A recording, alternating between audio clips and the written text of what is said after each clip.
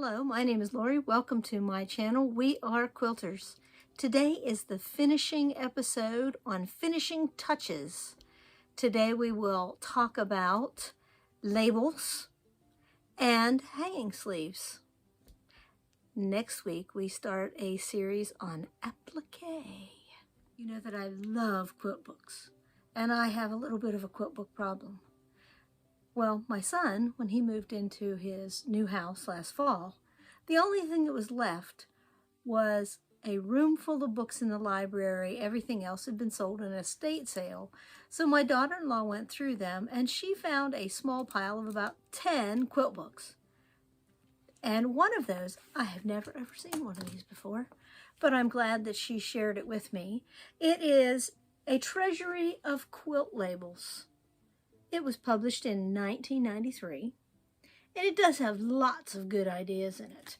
It is by Susan McKelvey, and I will share some of the pictures in this book with you in just a moment, because it has things in it that I wouldn't have thought of on my own. Susan McKelvey calls these traceables, that you can trace these with a Pigma pen right onto muslin. But you must practice, she says in her book. She emphasizes practice, practice, practice to get things to look the way you want them to on your quilt label. And she recommends making several rough copies on paper and on fabric. I love this label. It is broderie purse, basically. It has fish shapes cut out and then appliqued onto the background, and then she used a Pigma pen to write in the information. In this example, she cut out a shape from fabric, added muslin to it, and wrote in the information, again with a Pigma pen. That seems to be her pen of choice. I love these two examples. She basically made snowflakes like we did when we were kids, and then cut them from fabric to applique them down to make the labels. And here is an applique label. The heart is appliqued down, and then some lace and flowers appliqued on in small pieces, leading right up to my next topic of applique. I think this example is so elegant. She uses a permanent ink to stamp on the flowers and to add some color, permanent ink, and acrylic paints. And then she writes on the information. This example adds a 3D element to that already beautiful corner. She used ribbon embroidery and regular embroidery and just plain ribbon sewed down. This last example from Susan McKelvey's book is printed. It's a printed photograph, it's a printed border, run through the printer to make it permanent. My examples or not, reasons why you should put labels on your quilts. Recently I bought this cute little quilt at a quilt show and charity event for $10. And it's a single bed size. It's long, it has a pillow tuck, but it has no label on it. It's worn. It's not perfect quilting. It was probably somebody's first quilt. You can see the stitches are a little uneven, but they worked their little heart out on this quilt. It has one little stain. It's in good shape though, but no label. I have no idea where it came from. Look there at the quilting. Very nice. Even though it's not perfect, it is beautiful. I plan on adding a label saying where I bought it, Chambersburg, PA, and the date. But other than that, it's a mystery. Okay, I'm going to confess something that I don't need to confess. I put this little label on the charity quilt.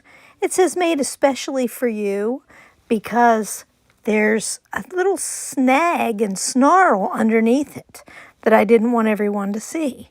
Same for this little heart with the date on it. Here's the label for Tracy's quilt. You'll notice it's long and thin. It was made the same way because, it was covering up a mistake. Here it is basted down. I have given up on pinning things on the back to do labels. I am just basting them on to hold them down, and then I sew them with applique stitch. Today I am making the label for this quilt.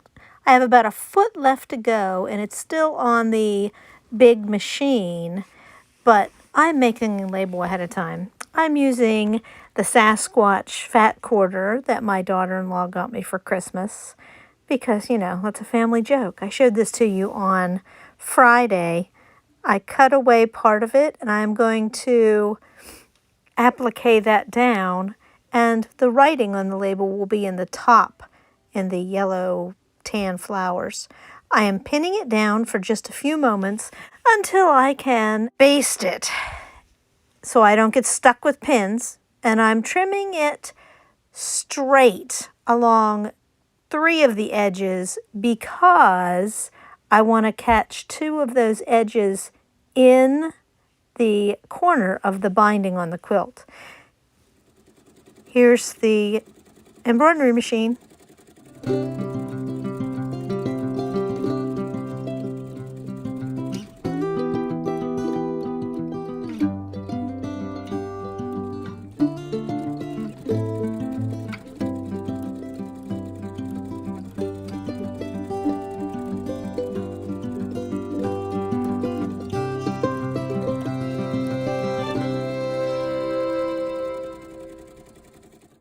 Here's the label with the words embroidered on it before I finish the applique. Then it'll be ready to go on the quilt.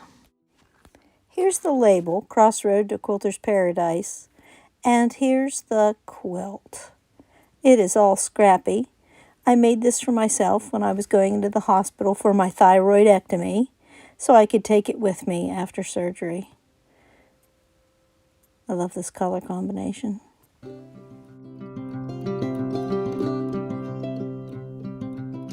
In the light blocks, I put hearts with a beading line.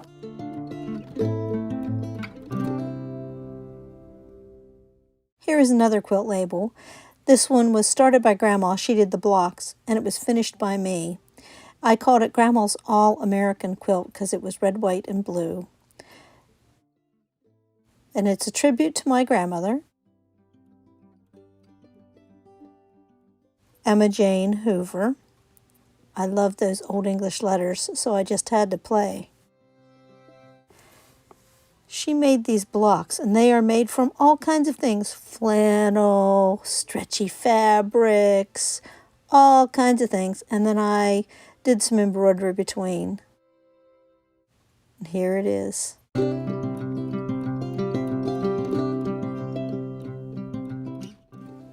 And now for some more label stuff. So the last thing I have to show you concerning labels is my drawer of stuff to make labels. So I have a piece of pink and another little teddy bear, like I used on the charity quilt, to make into a label. And then there's something with little shapes and iron-on fusible something, and ready-made labels. You write on them with a Pigma pen, and you applique them down. Or I have also used these on the embroidery machine and appliqued them on. And then they come by the yard. They're like pillow panels. And look at these. Some of these are absolutely beautiful. And then I have shapes, like the fish that she had on hers. I have these in the drawer. Oh, a lot of those. And some other, this one looks like I think this is like a 3-yard piece that came from a thrift store for $1. And shell pieces. Oh, it's hard to tell what's in here. Bunny things. Vintage fabrics. Oh, and other panel things. So lots and lots of things to play with to make. Oh, look at that. Look at that. Shapes to make labels. Oh, that is so sweet. So please, please label your quilts. And now for a final thought on hanging sleeves, etc. This little wall hanging has loops. They are very tight little loops. Someone made this quilt for me. I mean, I can barely get my finger through there, but a rod fits through there. And here's the front, so you can see the little sweet wall hanging.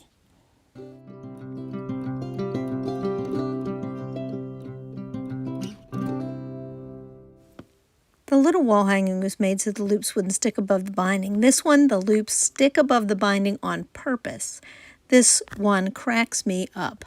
It was made from a set of panels. Enjoy. Have a laugh.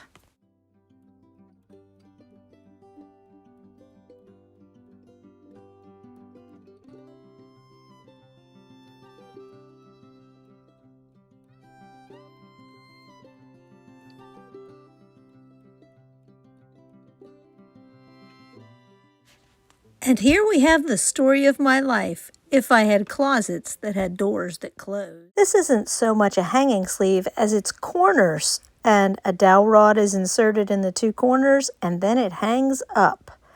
It is great for small or narrow projects like this cross-stitch season project. These 4 cross stitches were framed and hung in our dining room for many years. Of course, you know my husband made those. The fabric for this hanging sleeve matches the backing fabric. This is one of my favorite techniques. It's about 3 inches, 2.5 inches when it is finished. I start with a 5-inch piece of fabric, fold it over, then I sew the ends and turn it, and then apply it to the top edge of the back before I put on the binding. Here you can see a better example of how that is sewn because I wasn't as careful with color. You do have to sew down the bottom edge by hand. Don't want to put on a hanging sleeve? Then use one of these lovely hooks.